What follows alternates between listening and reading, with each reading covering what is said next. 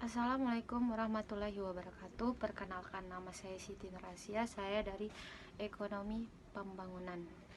Baik, saya akan membacakan tentang makalah saya yang berjudul Arah Kebijakan Kerjasama Pertanian Indonesia di Kawasan Asia Pasifik. Pendahuluan. Di era globalisasi tidak dapat dielakkan pentingnya menjalin kerjasama antar negara dalam rangka mewujudkan perdamaian dan kesejahteraan bersama. Kesadaran tersebut telah menimbulkan banyak jenis kerjasama internasional, baik dalam bidang politik dan pemerintahan, ekonomi, sosial, budaya, pendidikan, maupun lingkungan.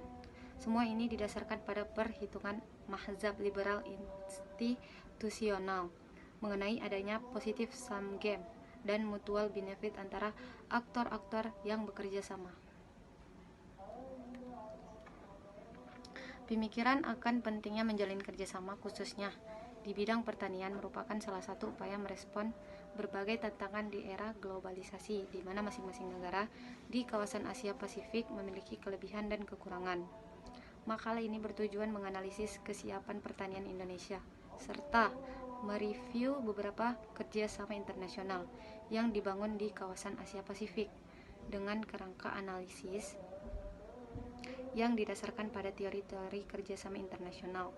Diperoleh gambaran bahwa sektor pertanian Indonesia masih memerlukan upaya pembenahan dan pemberdayaan karena usaha pertanian saat ini masih didominasi oleh usaha dengan skala kecil, baik modal yang terbatas dan penggunaan teknologi yang masih sederhana, memerlukan upaya peningkatan daya saing.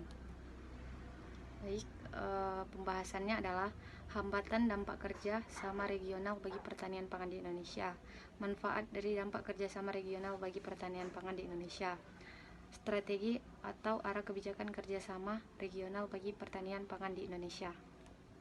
Baik, hambatan dampak kerjasama regional bagi pertanian pangan di Indonesia adalah sektor pertanian Indonesia masih memiliki beberapa hambatan yang harus banyak dibenahi untuk mampu berdaya saing secara internasional. Tentunya usaha pertanian Indonesia masih didominasi oleh usaha dengan skala yang kecil, modal yang terbatas, penggunaan teknologi yang masih sederhana, produksi sangat dipengaruhi oleh musim atau terbatas, wilayah pasarnya lokal,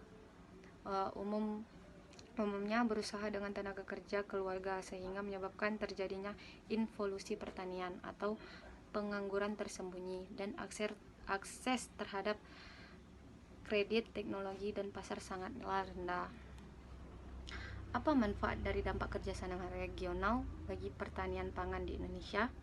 Kerjasama yang telah berjalan di kawasan Asia Pasifik ini tidak hanya dalam bentuk pemberian bantuan, tetapi juga melalui peningkatan kerjasama perdagangan terutama untuk komoditas-komoditas pertanian. Hal ini berarti posisi Indonesia sebagai middle income country dapat memanfaatkan sebagai salah satu cara untuk meningkatkan volume perdagangan dengan beberapa negara di kawasan Asia Pasifik. Dengan Jepang misalnya, kerjasama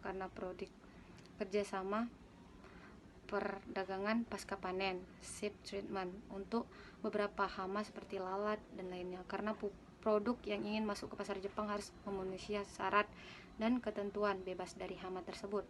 Indonesia juga melakukan kerjasama dengan Amerika Serikat yang menginginkan produk kakao Indonesia memenuhi standar-standar yang tertentu. Apa saja strategi dan arah kebijakan kerjasama regional ini bagi pertanian di Indonesia? Adapun strategi arah kebijakan tersebut adalah pertama, meningkatkan akses pasar, dua, mengembangkan investasi, tiga, penguatan fungsi diplomasi pertanian. Baik, selanjutnya adalah kesimpulan. Kerjasama internasional di kawasan Asia Pasifik yang dilakukan Indonesia selama ini telah memberikan kontribusi terhadap makin terbukanya pasar ekspor pertanian Indonesia di kawasan Asia Pasifik. Selain komoditas perkebunan, banyak hasil-hasil lainnya seperti beras organik, beras ketan hitam, singkong, buah manggis, sayuran, anggrek, krisan, telur tetas, serta produk pangan asal hewan.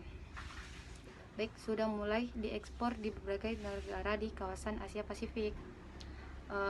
Potensi untuk menciptakan peluang baru serta pasar baru. Produk-produk pertanian di Indonesia di kawasan Asia Pasifik sangatlah tinggi. Kerjasama yang telah berjalan di kawasan Asia Pasifik selama ini tidak hanya perdagangan dan investasi, tetapi juga berbentuk kerjasama teknik. Dengan makin terbuka peluang kerjasama internasional di kawasan Asia Pasifik, sektor pertanian Indonesia harus dipersiapkan dengan melakukan banyak pembenahan, terutama difokuskan upaya pada peningkatan kapasitas produk, peningkatan keragaman variasi produk turunan, serta peningkatan kedalaman tingkat hilirisasi produk pertanian di Indonesia. Indonesia juga perlu membangkitkan kembali peran sektor pertanian dengan dukungan politik yang kuat melalui peran konkret untuk melindungi hak kepemilikan pelaku agribisnis, mau usaha kecil, menengah, ataupun besar, melalui legislasi dan regulasi. Terima kasih. Baik, sekian dari makalah saya. Assalamualaikum warahmatullahi wabarakatuh.